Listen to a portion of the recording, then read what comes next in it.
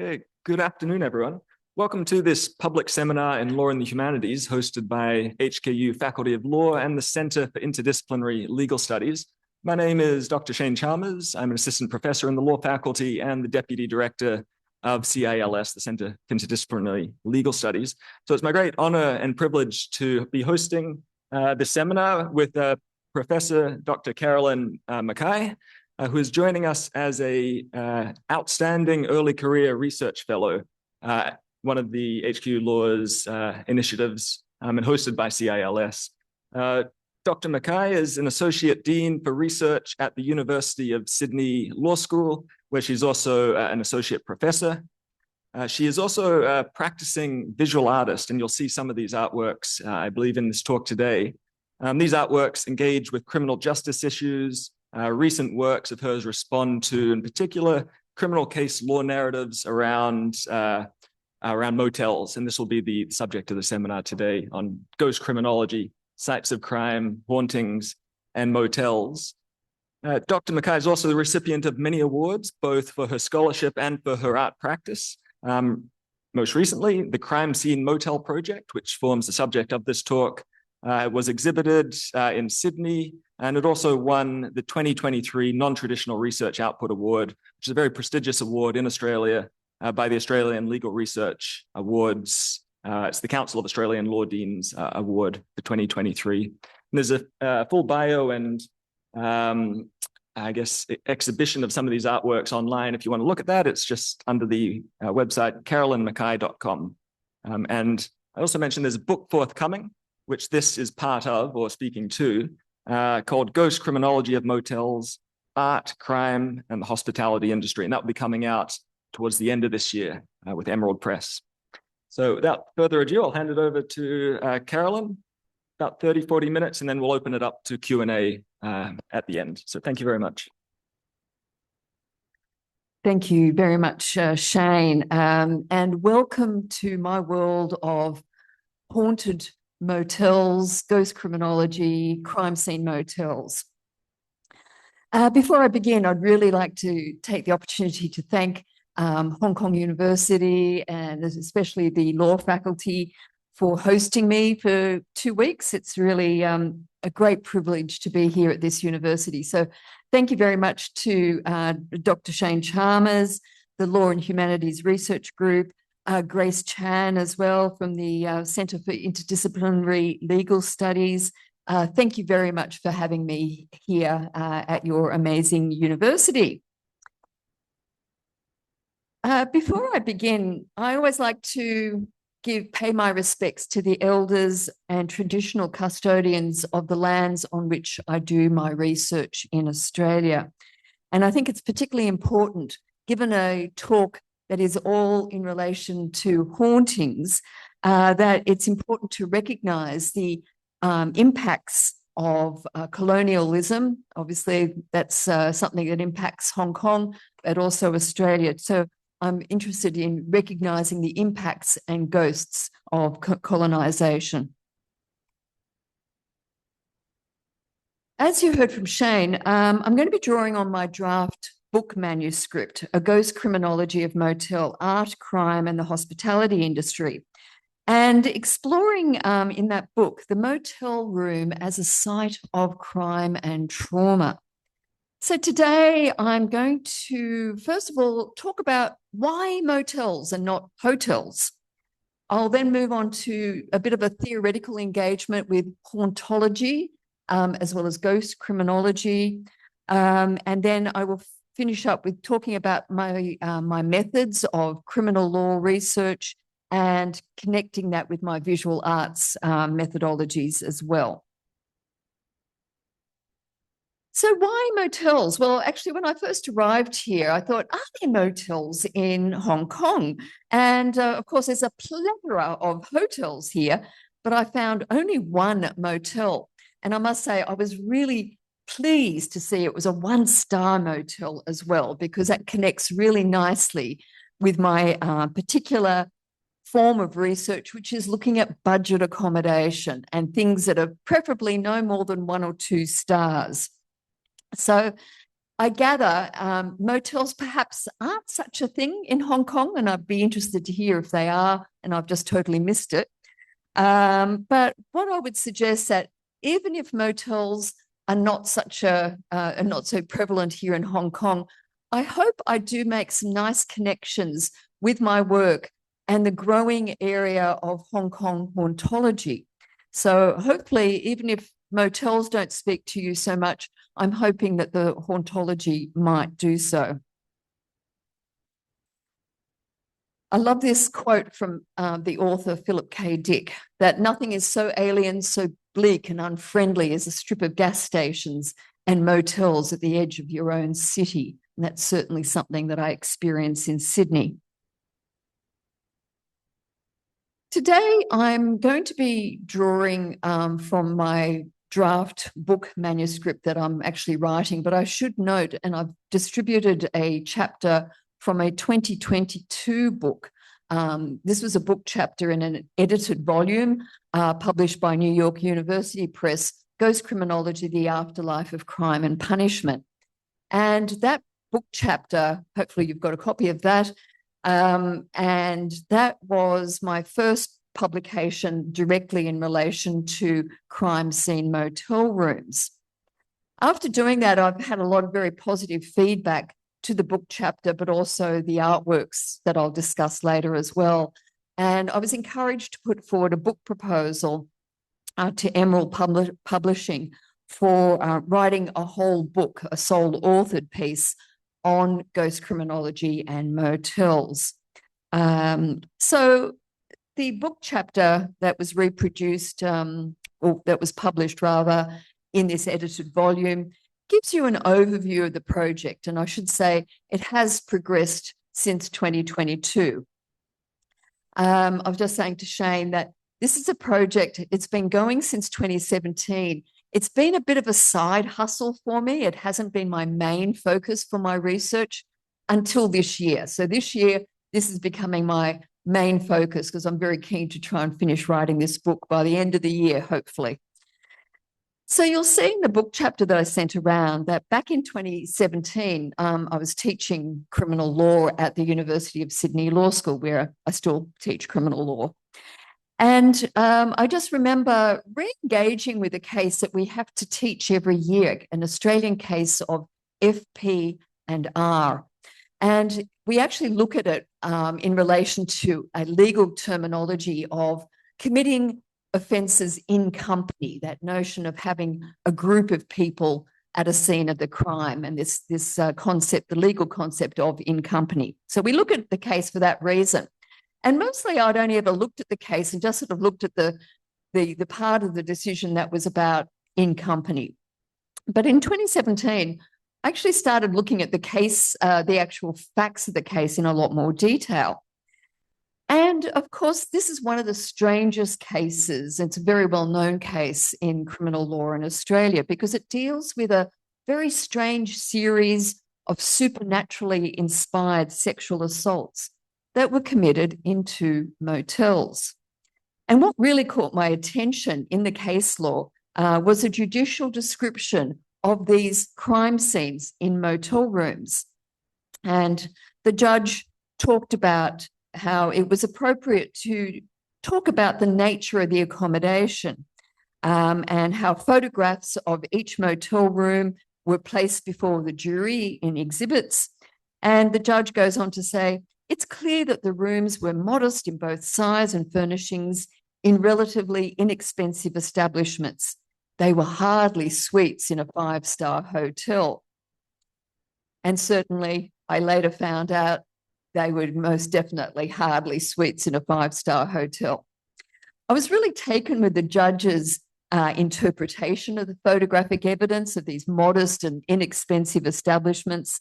And they really conjured in my mind's eye this sort of juxtaposition of total banality with the notable, extraordinary, fake, spiritual circumstances of the sexual offending. I realised actually that the motels were just down the road from Sydney University. So I decided to hop in my car that afternoon and go and see what they looked like. The two motels were located on a major arterial road not far from the university. They were really old and ugly. But I was doing a bit of research into these motels and found that they were built in the heyday of the 1960s. However, now in the 21st century, they stand as architectures of anachronism. They're analogued and they're framed by time out of joint, to cite from both Jacques Derrida and Mark Fisher, who are, of course, actually citing from Shakespeare's Hamlet.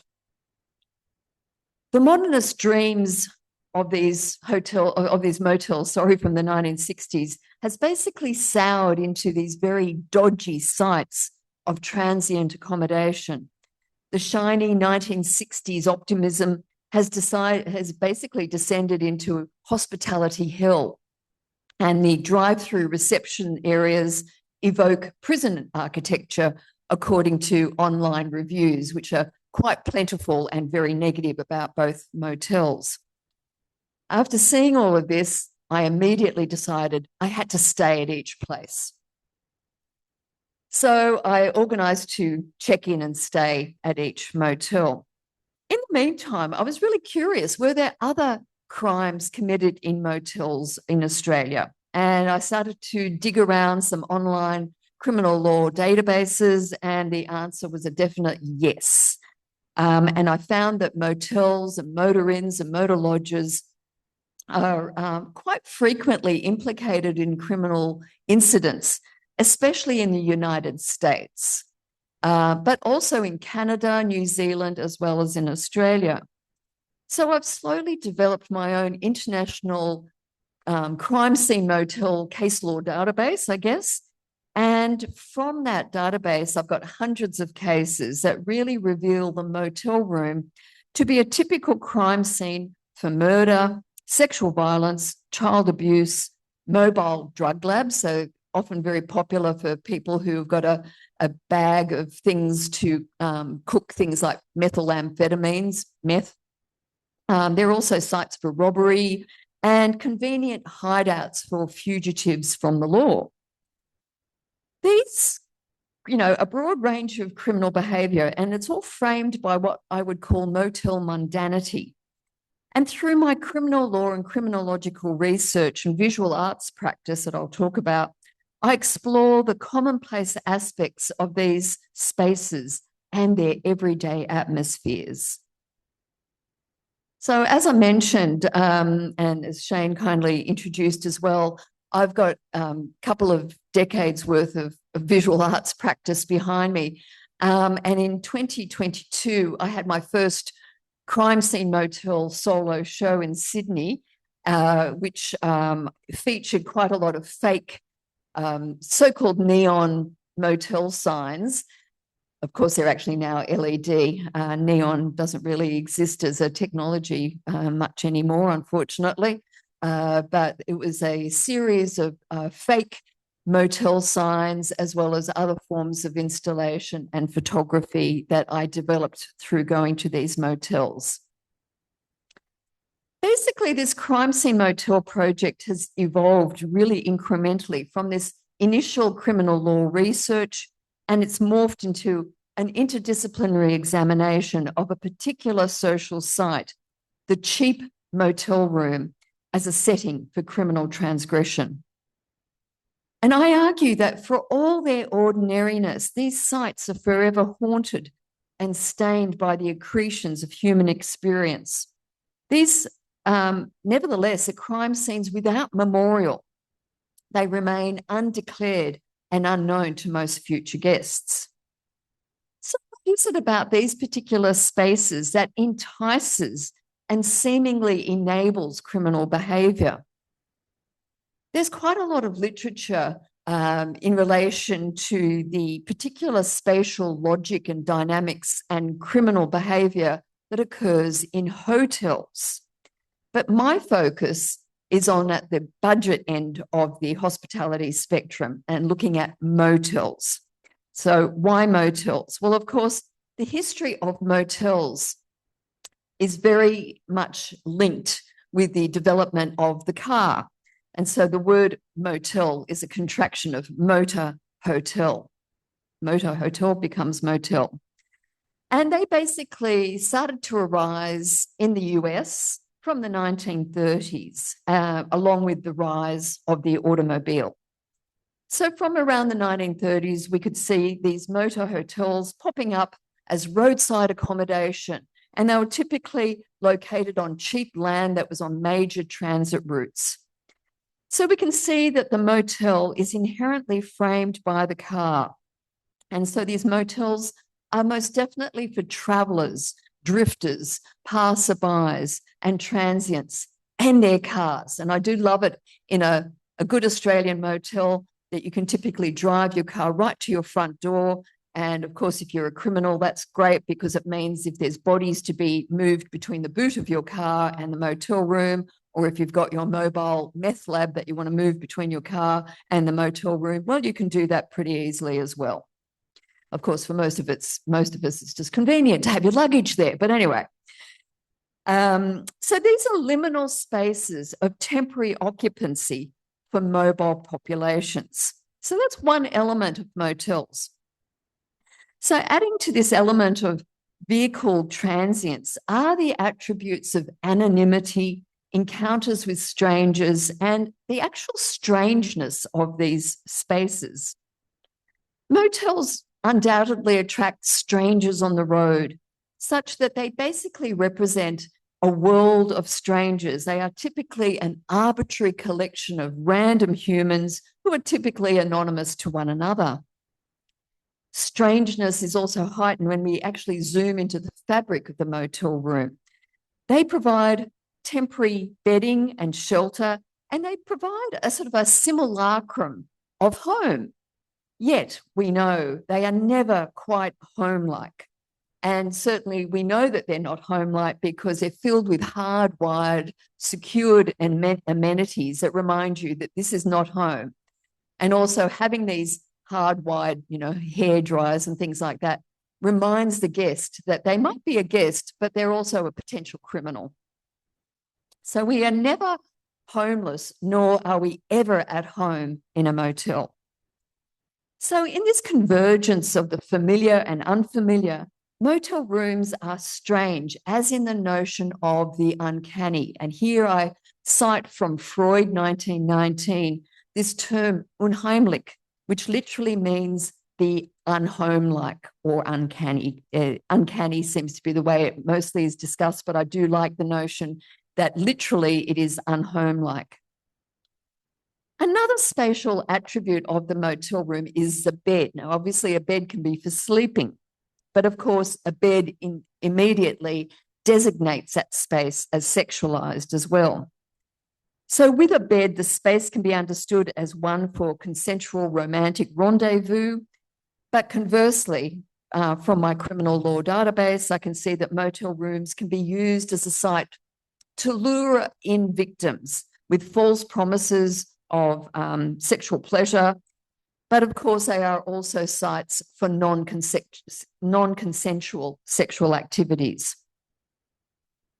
And it certainly does seem that in combination with the perceived liberties, the perceived liberating nature of anonymity that you have in a motel, motel rooms provide all kinds of possibilities, erotic and otherwise. They promise fantasy of escape. They promise that you can be private in a room that is yours for the night and be involved in perhaps behaviour you wouldn't do at home. There is that sort of that permission to be disinhibited in these spaces, and that unfortunately also involves transgressive or criminal behaviour. But sexual assault is not the only criminal use of the motel room bed, and my criminal law database shows that motel mattresses are also a great place to hide your drugs as well as your proceeds of crime. So ultimately, I find that the motel rooms present a unique conflation of intimacy, privacy, and anonymity with a world of transience, cars, strangers, sex, and the uncanny. So synthesizing all these attributes together, motel rooms I conceptualized in my work as spaces that beckon disinhibited behaviour.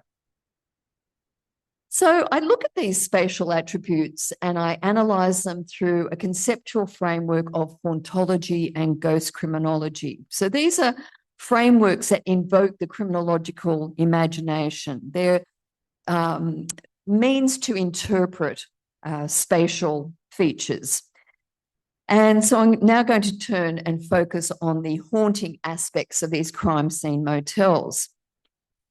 So I'll first begin with a bit of an overview of Jacques Derrida's Spectres of Marx from the 1990s. And this book, in essence, examines the demise of communism in Europe and the Marxist spectres that haunted Europe and the spectres of collective failures, fears, and hopes for the future that never arrived. Derrida introduces this notion of hauntology, which is actually a play on the word ontology, which of course is a area of philosophy, a metaphysical engagement with the nature of being. Hauntology perhaps being seen as more in relation to absence. However, many people suggest that hauntology is not a strict dichotomy of being. Hauntology is about both absence and being. So you'll see in a lot of the scholarship, it talks about, on one hand, people talk about, again, going back to Hamlet, to be or not to be. Hauntology is more about to be and not to be. It's about both recognizing presence and absence. So Derrida introduces us to this wordplay, hauntology as connected with ontology, as well as the metaphor of the spectre. So according to Derrida, the past is always present and continues to influence the present. That is, unresolved historical, political, social, economic events and tensions shape our current world. And we know that even past events, they might be ghosts, or as Derrida calls them, revenants, that persist and influence social dynamics in the here and now. These metaphorical ghosts provide an alternative perspective to understanding the major changes since the late 20th century and into the 21st century. The ghosts can be conceptualized as representing repressed trauma, memories, violence, and injustice at either individual or collective levels. And certainly scholars suggest that such ghosts must be acknowledged and lived with in the everyday. And other scholars talk about how we perhaps need to have metaphorical seances with these ghosts. So a seance is about hearing their voice, communicating with that ghost, so that their need for redress and justice can be heard. But that other scholars talk about the need for metaphorical exorcism to actually release the ghost and let them go. But importantly, the ghost metaphor emphasizes the need to not be forgotten or erased. There is this need for redress and justice from the past. So again, making a connection with Hong Kong in particular, I found that there's a growing body of scholarship in relation to Hong Kong hauntology. Obviously, particularly in the context of post-colonialism, which again sort of has ghostly hauntings with the history of Australia as well, but also in relation to certain sites such as the Kowloon Walled City and its spectral digital afterlife. And I think this whole notion of hauntology, once we start looking at digital afterlives, I think is really interesting. And I just, as a side comment, people are applying hauntology to understanding artificial intelligence because it is most definitely a technology that is haunted. So there's a number of scholars who write about hauntology in the Hong Kong context. So, for example, Cheng, in a conference paper from last year, writes that the ghosts in political transitions are not just symbolic. They are woven into the present, influencing both the political landscape and the cultural dynamics of society. And goes on further, says, these ghosts are not mere remnants of the past, but persistent traces They are figures, memories, ideologies that still resonate in Hong Kong streets. So apart from the symbolic hauntings of colonisation and other political movements, Hong Kong, of course, has recognised real ghosts and haunted locations. And it's said that ghosts haunt sites associated with death, for example, at coastal forts, sites of Japanese occupation, obviously death through natural disasters such as landslides, death through fires, car accidents, accidental drownings at waterfalls, and of course, murders. And it seems that spiritual life does shape Hong Kong's everyday spaces. Of course, many Hong Kong homes are recognised as haunted by death, but also haunted by debt, crime, and other spectral phenomena, often sort of stigmatising that property, impacting buyer and tenant demand, as I'm sure you well know. And on this note, I acknowledge the work of Professor Adam Geary from Birkbeck, who I believe visits this university quite often. And last time I was here in Hong Kong in 2024, I heard him present on loca infecta and the jurisprudence of hauntings. So it's perhaps at this juncture, once we can sort of see the connection with injustice and death and violence, that we can see the place of hauntology as a conceptual and interpretive tool in criminology. And this brings me to discuss the notion of ghost criminology.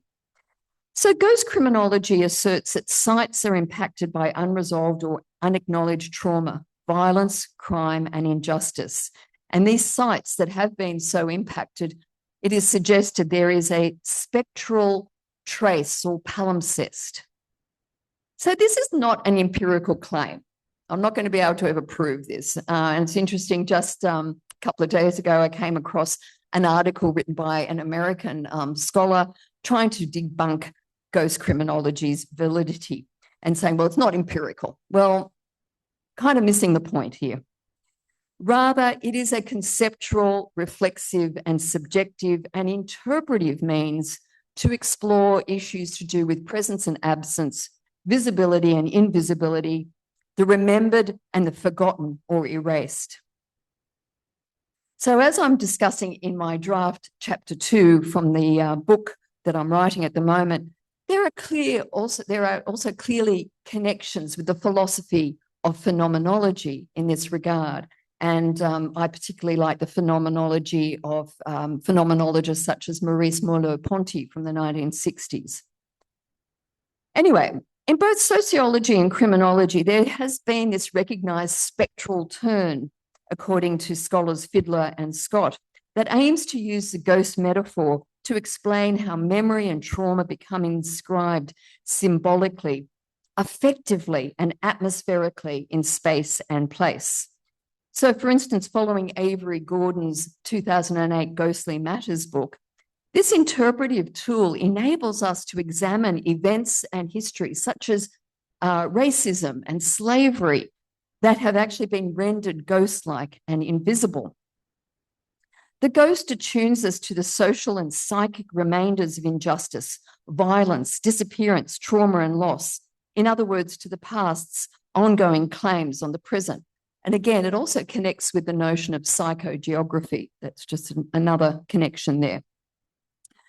So haunting brings attention to not only what lingers, but also the materiality of past violence and trauma. So haunting and ghost stories are actually useful because they do embrace horror. They embrace horror and decay, and they serve to warn us of the material realities of these spaces. But I've certainly found that ghost criminology has been a productive framework through which to invoke the criminological imagination to sense the spectres that animate the social space of motel rooms. I look at it as a theory, a methodology and metaphor, and so the ghost and the concept of haunting can be applied to consider the absences and the murmurs of crime scene motel rooms. So what I found through my research and also staying at these sites is that these decaying motels are sites that have been shared, inhabited, and experienced by countless transient strangers. Motel rooms are ecologies filled with trauma, filled with the accumulations of human experience and the traces or ghosts of former guests. Of course, I think there's unacknowledged guests that perhaps only I know about. Their presence is really contingent on my criminal law knowledge of past offences, long gone victims and absent perpetrators. So within these sites, guests, hosts, and ghosts come together so closely that certain scholars suggest that motels are simultaneously guest houses and ghost houses, or I like to call them ghost tells. The haunting metaphor also connects again with the uncanny nature of these motel rooms. Again, going back to Freud's concept of the unheimlich, their unfamiliarity and familiarity, their homeliness and unhomeliness. And from my criminal law informed perspective, their eeriness, their eerie atmosphere. And this eerie atmosphere is reinforced by the motel room's hauntological aesthetic of obsolescence that's exuded by these old mid-century decaying motels that I chose to stay at for my research. And this is sort of this hauntological aesthetic. We can go and look at the work of Mark Fisher, who is at the forefront of examining hauntological aesthetics, particularly in relation to music. And I draw on his work to look at the weird and the eerie from a more spatial and visual perspective. And certainly these motels now stand as ruins. Many of them are getting quite derelict. They're definitely waiting for bulldozers to come through them. But I do sort of suggest that these motel rooms are also guardians of the analog. They represent mid-century aspirations for a space-age future that never materialized. And this is this notion of time out of joint that I talked about before, that in this conflation of past failed futuristic dreams with the ruination of the present, there is another kind of eeriness that comes out of that. I'm just going to finish up very briefly because I can see I'm running out of time already, that I'll just talk briefly about my research methodology. I've already mentioned that I've sort of done a lot of criminal law research as well, but I'll just talk a little bit about my visual arts practice. So basically what I have done in this project is to identify crime scene motels in the state of New South Wales, where I live in Australia, and I've gone and stayed at a range of these motels. And it's been really critical for me to go and stay in these places. I like to be experientially immersed and attentive to the actual site, to kind of consider and be attuned to the material dimensions, the acoustic dimensions, the environmental conditions, and the atmosphere of these places. They're usually really seedy dives. As I said, they're usually 1 or 2 stars. They're really gross, and I wouldn't normally choose to stay in them. But they're also really, really interesting places to stay. But I usually go by myself. Sometimes I drag along my poor partner. But they've been, if I'm by myself, it kind of infuses this research with a sense of, risk, anxiety, and certainly disturbed sleep. And I often hear the music from Psycho playing in the background as I have a very quick shower. So other researchers have also stayed in hotels and motels for their research. So, for example, Mark S. Ham sought the blue center light of evil by immersing himself in room 212 at the Imperial Motel on Route 66. And this is where Timothy McVeigh stayed for almost a fortnight prior to committing the 1995 Oklahoma City bombing. Hazel Andrews undertook extended fieldwork in Magaluf, a Spanish tourist destination, apparently for young English package tourists who are seeking intoxication and sexual excess. Christopher Dumm embedded himself for a year in a so-called flop motel in the States to try and understand the lived experience of long-term residents and the social inequalities and precarity of housing facing marginalised people. So I'm really interested in staying in these places as well. So by inhabiting the motel room lying on that mattress that is imprinted by the collective weight of the former guests or ghosts, I can try and absorb something of the spatial unconscious and be attuned to the ghostly presence there as well. So finally, as I say, I have created a lot of artworks there. I've got probably about 1,000 photographs of these motel rooms. Basically, my modus operandi is I turn up at the motel. By the way, I don't declare my intentions to the reception because they probably feel it was totally weird, but I just turn up and try and take the room unawares. So I try and step into the room and I photographic in forensic detail and basically create a set of fake forensic crime scene photographs as well. So that's why I've got so many minute details of all of these rooms. And I guess in doing this, I'm seeking to find a way to actively do and materially create a tangible form of criminological response through this immersion in a particular site. And having sort of completed, I've sort of got legal qualifications, what I started off with. I then also did a PhD in law, but in between I've got postgraduate qualifications in visual art. So I'm well aware of the knowledge that can also come out of more creative practices too. So I do feel, just to sort of summarize, that creative methods can be a way to amplify some of the criminal law and criminological issues. And as Rebecca Scott-Bray writes, sometimes we can wring more reflection from aesthetic process. So I guess just to really wrap up, this is a form of interdisciplinary research, and basically all together, all the different forms of research I've been doing, I've exposed this social side of the motel as being a shadowy, lawless space, a transgressive architecture where sour regrets and nights of pleasure, to cite from Treadwell, are conflated with transience, anonymity, and the uncanny. As I mentioned, most motel guests are unaware of what's going on there, and in fact, motel operators strive to make sure that any remains of events are totally erased. So, of course, crime narratives are erased, rooms are renumbered, repainted, recarpeted, refurbished, establishments are even renamed, history becomes sanitized. Nevertheless, I argue the ghosts remain. Thank you very much.